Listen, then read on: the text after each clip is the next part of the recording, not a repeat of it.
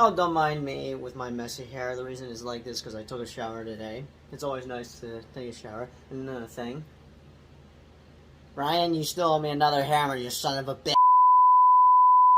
Okay, with that out of the way, hello everyone, back to another review on the channel. So today I'm going to be reviewing The Dark World, specifically Thor, The Dark World. Marvel Studios Thor, The Dark World.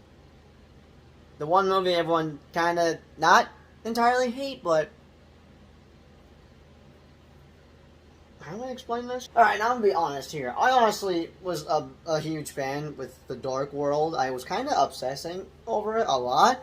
But I had been curious to know why this was in the bottom of everyone's list. I was obsessed with it back then when I started watching it, and I do remember seeing it on a DVD, sadly. But yeah, I've been wanting to know why this is in the bottom of everyone's ranking lists. Now I know why. So with that being said, let's review Marvel Studios' Thor: The Dark World. I did that on purpose. So what I can remember from my experience with Thor: Love and Thunder, sadly not much other than my reactions to the trailers they showed off for the movie. Like, for example, by the end of the teaser trailer, my jaw dropped to the ground when I saw Loki at the end of the trailer, looking kind of crazy looking and kind of scary looking. But with that being said, I sadly don't think I saw this in theaters. Like I said earlier, I probably saw this on DVD in funny detail.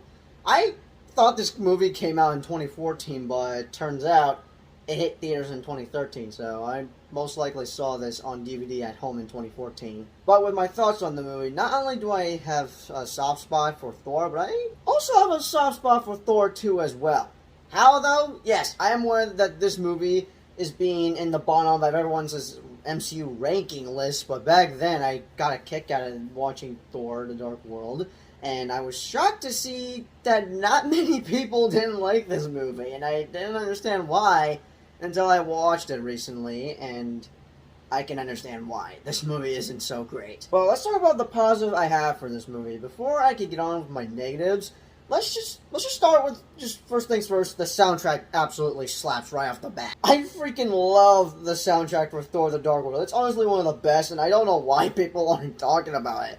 Probably focused on the negatives, but whatever. Still, it isn't being talked enough. And second of all, Asgard looks so much better in this movie. I honestly didn't like the way it looked in the first Thor movie, but in this one, it's just so much better than the first one. And third of all, the standout characters for this movie are, of course, Thor, but also his friends, Heimdall, Jane Foster, Darcy, and Professor Sylvie. Sylvic? Damn, I can't pronounce his name. I can't pronounce it again! Heck, even Darcy's intern Eon, but especially Loki, who we can all agree and everyone that Loki's everyone's fan favorite in the MCU.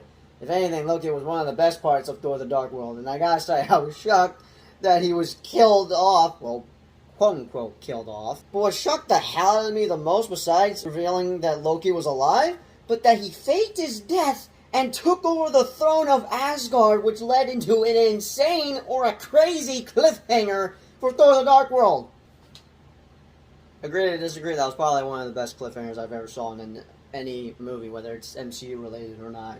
Now, I'll admit, this is a forgettable movie, which I'm surprised to admit that. I'm honestly surprised that this is actually forgettable, but there are some memorable moments here and there. It's mainly the fight scenes and the action sequences going on in this movie, but for my most favorites are when the Dark Elves attack Asgard and the final battle takes place somewhere in London, I think.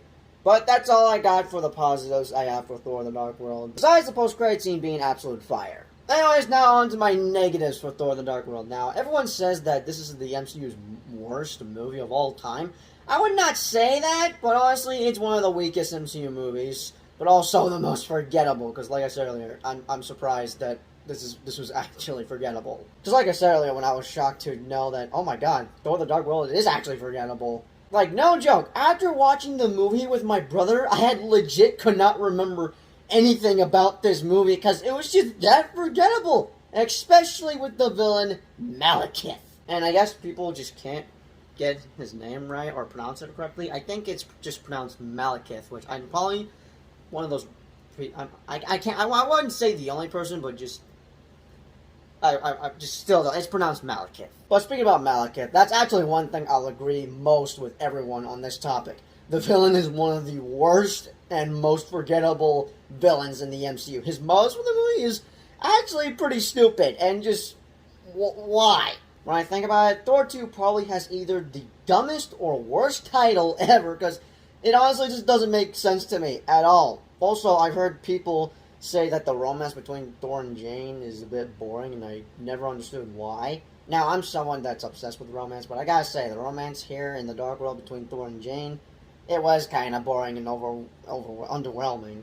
And there are times in Thor 2 where it can get boring for me, but action kind of saves it for me, though. But I'm being dead serious when I say it's like it's just a bit of a random title for them just to title it the Dark World. I honestly think they could have titled this a lot more better. Because it's either the dumbest or the worst title I had pretty much ever heard in any movie, whether it's MCU related or not. But it's still funny to me that, like, this happened months ago before my brother went back to Florida. We were talking about Thor, and then as we I'm just gonna let that plane pass by. Yeah, just continue doing your thing. I'm currently making a video at the moment. As we were talking about the Thor movies, we were talking about the Dark World, and then I'm just like, oh my god! I actually don't remember anything! Holy crap, is it seriously that forgettable? So it was a funny moment that happened between me and Dee, who I really miss today.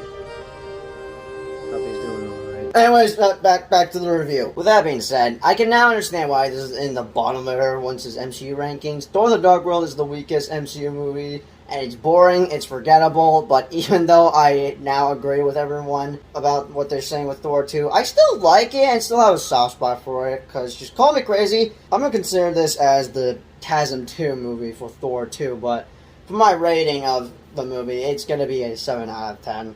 And I can still watch this anytime I want, whenever I feel like in the mood, or if I just want to put it on and just watch only the good stuff. But the post-credit scene, though, this would be the beginning for where I would become obsessed with the Infinity Stones, because they clearly teased it when the Collector had said 1 down, 5 to go. And my god, I felt like I was a madman for going nuts about this, where Marvel was leaning towards to with this tease. And honestly, we all knew where it was leading to. The movie came out 7 years ago. We saw Infinity War, we saw Endgame, so yeah, it kind of doesn't matter that I talk about this because it's done already, but it's fun to talk about it. It's just fun to talk about your experience with the MCU, because I gotta say, my hype leading up to Infinity War, especially me going nuts and obsessing over the Infinity Stones, is something I'll never forget. But I seriously miss it, and I would like to have that same type of experience again. Still though, I was off the rails with the Infinity Stones though.